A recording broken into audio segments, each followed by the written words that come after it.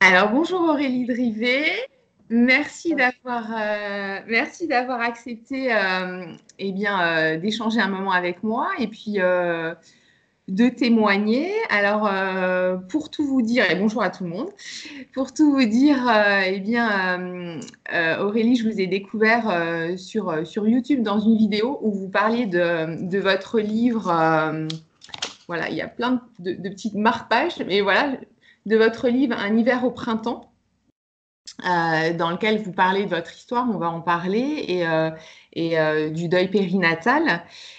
Moi, ce qui m'intéressait vraiment, c'est déjà de parler de votre livre, de votre expérience, pour d'autres parents, d'autres mamans, d'autres papas qui peuvent actuellement vivre la même chose que vous, ce que vous avez vécu, et puis nous partager un peu comment vous avez vécu cette épreuve et comment aujourd'hui vous avez réussi à avancer peut-être les choses à mettre en place, des rituels, enfin tout ce que vous avez mis en place pour vivre cet événement douloureux et aller mieux, on va dire. Donc, est-ce que vous pouvez vous présenter du coup pour les personnes qui ne vous connaissent pas? Oui, bien sûr. Merci tout d'abord, Rachel, hein. Merci de porter la voix de ce livre et à travers cette voix-là, effectivement, celle des parents de Alors moi, je m'appelle Aurélie. J'ai la chance de vivre dans une des plus belles régions du monde, hein, faut le dire, à la pointe du monde, dans le Finistère, et plus précisément à Brest. Voilà, au bord de l'océan. J'ai 40 ans. Je vis avec le papa de mes 3 filles et voilà, je suis professeure de français. Voilà pour dire l'essentiel. Alors, est-ce que tu peux nous dire quelques mots, même si les gens qui sont intéressés par ton histoire achèteront ton livre, en tout cas, je vous y encourage. Est-ce que tu peux nous partager, toi, ton épreuve du deuil, le deuil que tu as traversé? Oui, alors je vais expliquer effectivement ce deuil. Alors il y a 4 ans, euh, Mhm, euh, en mars 2015, donc j'attendais mon deuxième enfant. mhm, J'ai décidé de ne pas connaître le sexe avec le papa pour garder la surprise. Et après 9 mois d'une grossesse vraiment idyllique, une grossesse sans aucun problème, j'ai perdu mon enfant à la naissance. C'était un bébé en bonne santé et c'était une petite fille que l'on a appelée Clotilde. Donc cette petite fille, elle devait arriver au printemps et évidemment, pour moi, il n'y a pas eu de printemps, mais plutôt donc un hiver. Un hiver, c'est-à-dire le temps déjà de la souffrance, du deuil, de la solitude, du silence aussi. Et c'est pour ça que j'ai intitulé ce livre Un hiver au printemps. Donc voilà pourquoi j'ai voulu écrire ce livre. Alors, est-ce que tu peux nous partager un petit peu par quel... Alors, on peut imaginer, bien sûr, mais par quelles émotions tu es passé durant déjà la période où tu étais encore à la maternité, et puis ensuite, quand tu es rentrée chez toi, comment ça s'est passé pour toi puis peut-être quelles étapes maintenant, est-ce que tu as repéré un peu des étapes comme ça personnelles par lesquelles t'es passé? Oui, Vous êtes alors, passé, je te tutoie là d'un seul oui, coup. Rachel, je le tutoie aussi. Ce qui est intéressant dans ta question, c'est que je relève par quelles émotions tu es passé. Je te dirais tout de suite qu'en fait, je le vis toujours au présent, ce deuil. C'est un deuil que voilà, je ne peux pas parler de lui au passé, ni même au passé composé, parce que c'est vraiment voilà, un deuil que je vis pleinement au présent. Même si évidemment la douleur, l'intensité de la souffrance est beaucoup moins présente, moins dévorante, Mhm. cette souffrance, elle est plus apaisée, elle s'est transformée, elle est plus diffuse, plus intermittente, mais Mhm. elle est, elle est là quand même comme une forme de cicatrice invisible sur un corps. Donc plutôt comment je vis ce deuil, c'est vrai que en ce qui concerne la mort d'un enfant et le deuil des parents qui ont perdu un enfant, c'est un deuil qui est très long. Et c'est un deuil que l'on porte, je pense, toute une vie.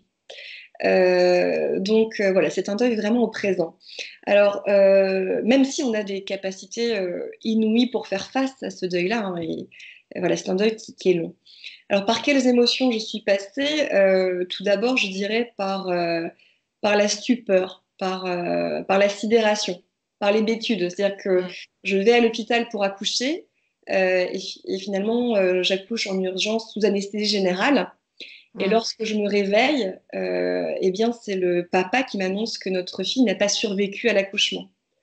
Donc, évidemment, la stupeur due au choc, une espèce ici d'agonie psychologique, quoi. Et puis, évidemment, aussi tout de suite, une sorte d'angoisse, une angoisse due à la séparation inéluctable. À peine ai-je ma petite fille dans les bras que je dois la laisser partir. Et l'angoisse et le désespoir aussi, soudain, si tant est que je puisse donner un nom à ce sentiment qui vous envahit lorsque on réalise, on prend conscience que finalement, cet enfant, on ne le reverra plus jamais. Donc, voilà, angoisse, désespoir, et puis aussi, alors quand j'arrive dans ma chambre, les bras vides à l'hôpital, colère, quoi, une colère aussi, colère contre le personnel médical qui n'a pas entendu mon inquiétude et mon ressenti de maman, mon intuition. Colère contre mon entourage, colère contre ma famille, colère contre mon conjoint, colère contre moi, évidemment. Et là, ça devient de la culpabilité. La culpabilité qui fait que va se déclencher aussi cette espèce de mécanisme du si. Si j'avais fait différemment, et si je n'avais pas écouté la sage-femme, et si j'avais imposé, et si j'avais dit que plus fermement que je voulais rester à l'hôpital. Voilà, donc cette espèce de culpabilité-là qui vous prend, enfin qui m'a prise comme ça jusqu'à l'abattement, jusqu'à l'épuisement. Alors aujourd'hui, donc voilà, ça va faire 4 ans, évidemment, ces sentiments au départ très très forts, très violents, je dirais, je les ai vécus aussi de façon non pas linéaire, mais cyclique. Culpabilité, abattement, fatigue. Alors aujourd'hui, l'abattement n'est plus, le désespoir n'est plus. Il s'est transformé évidemment plutôt en chagrin et je dirais plutôt même une forme de mélancolie ou de nostalgie, quoi, qui peut évidemment perdurer, parfois être là. Également la culpabilité, elle, quand il y a des moments de fatigue ou de doute, elle revient. Elle revient, cette culpabilité. Mais je dois avouer aussi qu'aujourd'hui, il y a d'autres émotions qui sont apparues, d'autres émotions comme la joie. La joie assez intense face au sentiment de pouvoir prendre conscience aussi de la beauté de la vie, parce que je sais à quel point cette vie, elle est fragile et donc précieuse. Donc la joie de vivre intensément ces petits moments, voilà, face à la beauté de la vie. Et puis même aussi un sentiment aussi de gratitude. Alors ça peut paraître complètement incroyable de dire ça, mais un sentiment de gratitude à l'égard de ma fille, puisque finalement sa rencontre fugace, je dirais, à jamais tatouer mon âme d'une empreinte qui m'invite à retrouver mon âme d'enfant aussi et une capacité d'émerveillement face justement à cette beauté du monde qui est parfois même éclatée, même fragmentée, qui est fugace, qui est éphémère, mais quand même beauté, quoi. Donc c'est vrai que voilà, c'est très ambivalent, mais il y a aussi de la joie, il y a aussi de la gratitude à l'égard de cette petite fille qui, voilà. Donc, tu dirais que ton regard sur le monde et sur les autres a changé?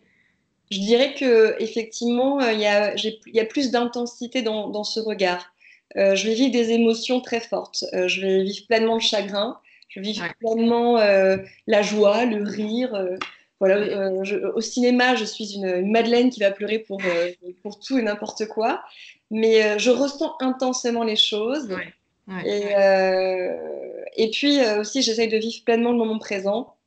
De me dire, voilà, bah, ce moment-là, voilà, c'est un moment qui t'est offert. Qui t'est offert. Et il y a 4 ans, c'était évidemment impossible. J'étais complètement fermée dans le prisme de ce désespoir et de cet abattement. Alors justement, par rapport à l'entourage, par rapport au regard des autres, comment ça s'est passé pour toi déjà pour ta fille aînée aussi, parce que tu avais déjà une petite fille de 5 Oui. ans, et puis avec ton conjoint, et puis après plus le regard je sais pas, des collègues ou des amis. Comment ça s'est passé ça pour toi? Alors, c'est vrai qu'après la mort de Clotilde, j'ai eu le sentiment enfin, j'ai compris de l'intérieur euh, ce qu'avaient pu vivre les rescapés des camps de concentration. C'est-à-dire que j'avais vécu une expérience tellement effroyable que j'avais le sentiment qu'elle resterait indicible et que personne ne pourrait jamais la comprendre.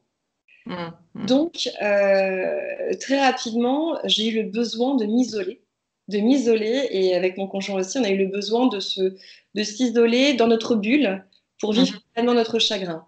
Et cet isolement, on l'a vécu vraiment à trois. On est parti, on a marché dans Mhm. les monts d'arrêt parce qu'on avait besoin aussi de se retrouver dans la nature, loin des hommes, loin des nôtres, loin de Ouais. notre famille, enfin, ou de tous ceux qui de toute façon ne pouvaient pas comprendre cette douleur qui soudain s'abattait sur nous, quoi. C'était quelque chose de tellement violent qu'il fallait qu'on parte, mais qu'on parte dans la nature, quoi. Dans une nature neutre et même bienveillante en fait. Donc c'est vrai que voilà, l'expérience du deuil, surtout, enfin, l'expérience du deuil, c'est une expérience de la solitude extrême, Mhm.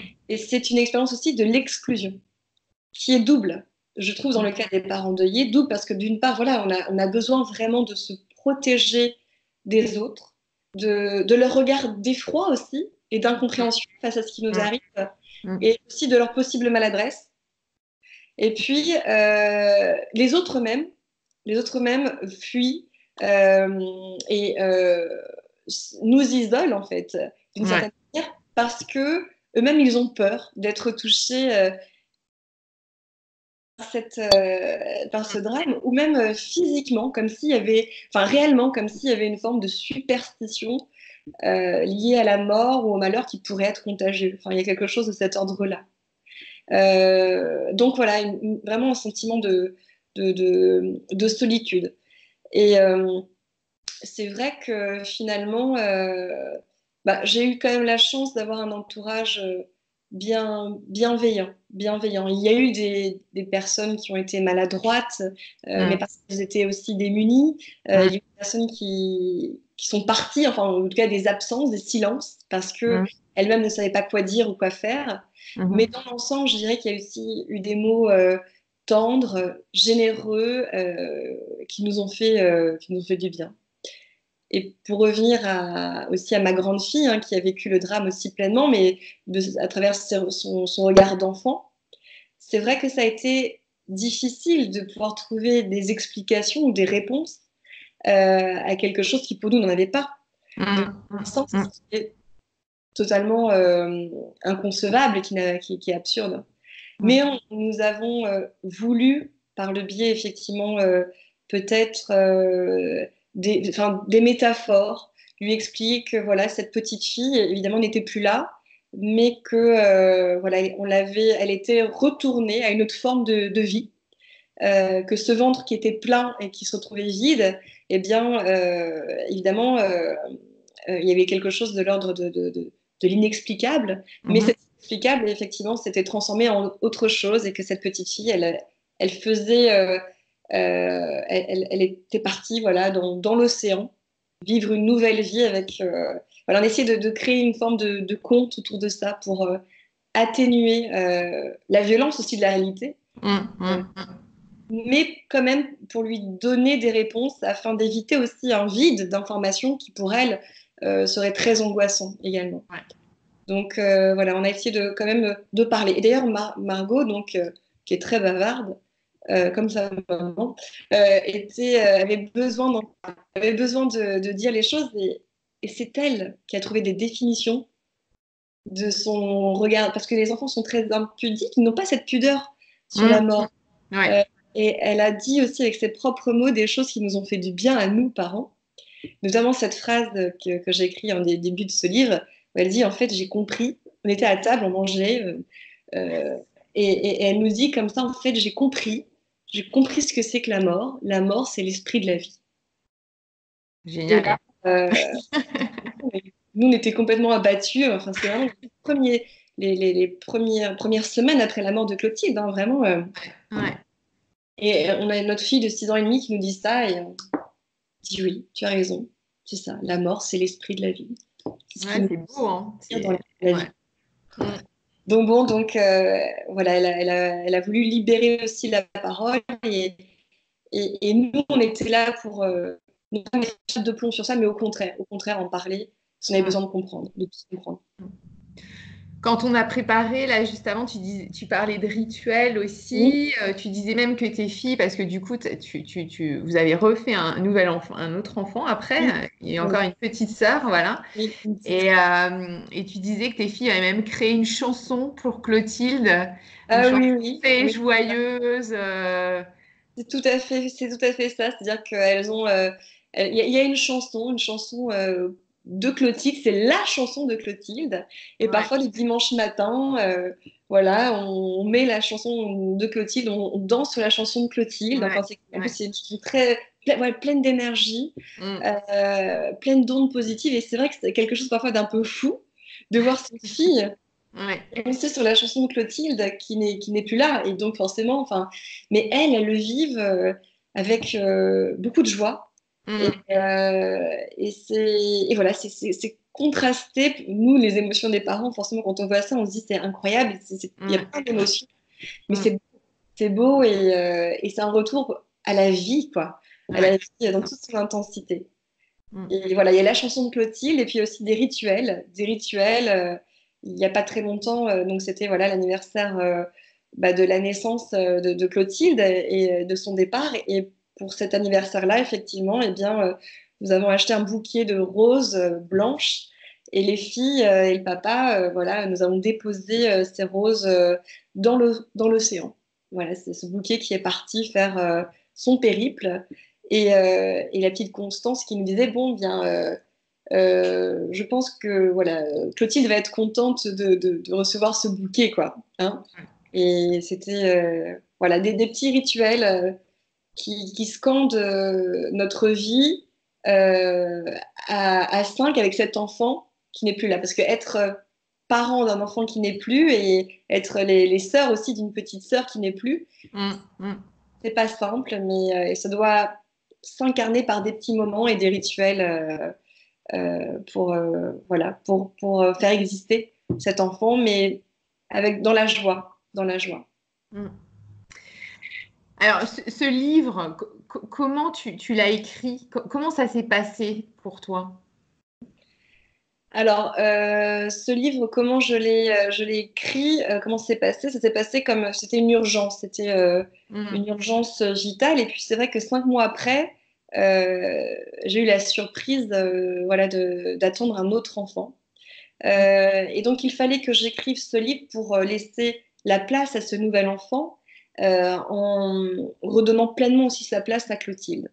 Euh, et voilà, ce livre, je l'ai écrit parce que voilà, déjà, il y avait j'étais tellement émiettée et éparpillée. Mhm. J'étais dans une agonie psychologique qu'il fallait aussi que je reconstitue les morceaux, voilà, de ce puzzle éclaté de moi-même. Et écrire, c'était une façon de mettre du sens à ce qu'il n'y en a pas. Voilà. Essayer de comprendre euh, l'inconcevable, Mm. l'incompréhensible. Mm.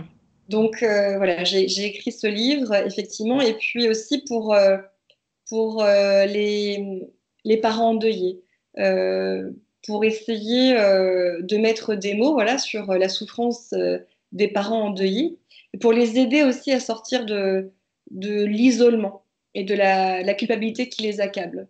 Puisqu'effectivement, c'est très intéressant, on se rend compte qu'il n'y a pas de mots pour désigner les parents qui ont perdu un enfant. Alors on parle des parents désenfantés, Mm. on en parle à l'oral, à l'écrit, mais ce mot n'existe pas dans le dictionnaire. Mm. Mm. Et écrire ce livre, c'était aussi une manière de mettre des mots sur cette douleur des parents endeuillés. Mm. Et puis aussi, ce livre, je l'ai écrit parce que je me suis rendu compte, en faisant des recherches aussi, qu'il y avait beaucoup de familles qui étaient touchés, qui perdaient aussi des enfants à la naissance. C'est-à-dire que la France, c'est le pays qui a le plus fort taux de mortalité d'Europe, donc qui a le plus fort taux d'enfants qui naissent sans vie. Et je me suis dit que là, il y avait quand même quelque chose à dire. Et ce livre, donc, je l'ai voulu comme un livre aussi coup de poing, un livre lanceur d'alerte, un livre aussi Ouais. politique, euh, pour effectivement attirer l'attention sur la mort des bébés à la naissance qui concerne des milliers de familles en France.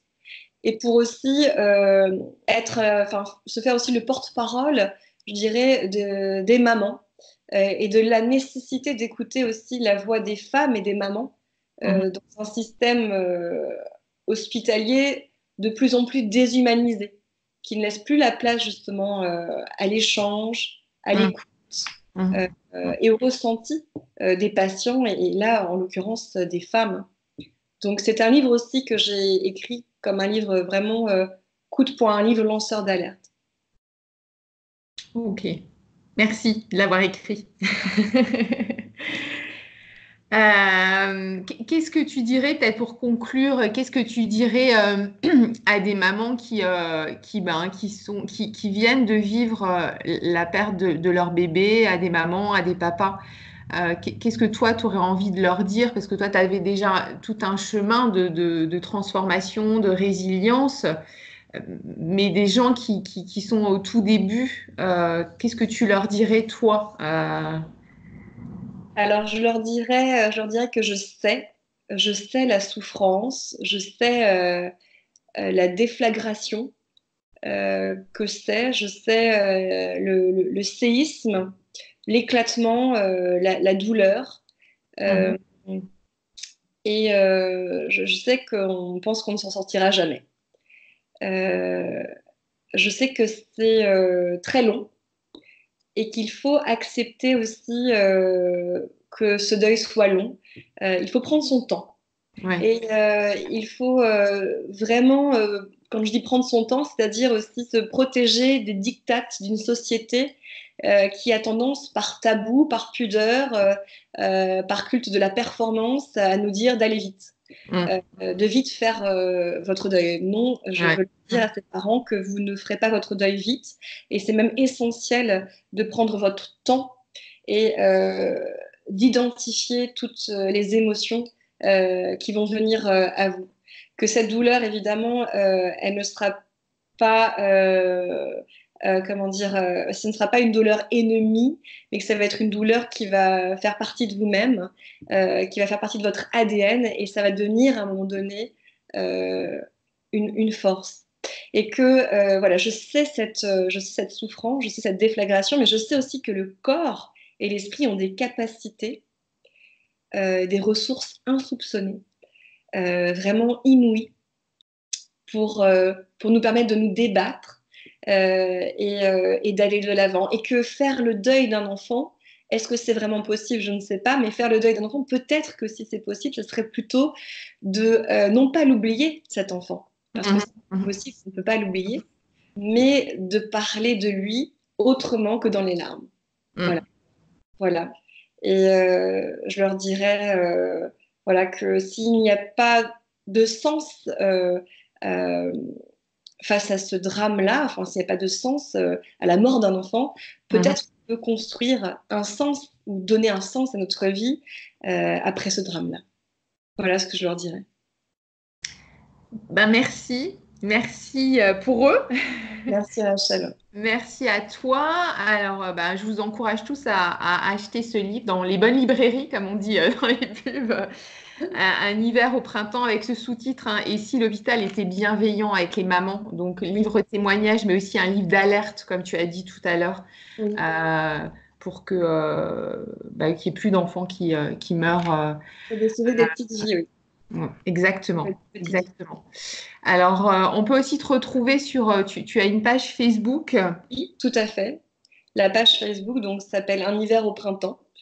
Et effectivement, voilà, donc, sur cette page, voilà, je parle de tout ce qui a aussi trait à l'environnement aussi obstétrical, hein, et puis Mm, voilà, tout ce mm, qui peut permettre de parler voilà, de la voix des femmes et de leurs droits aussi hein, par rapport à l'accouchement. C'est très, très important. Oui.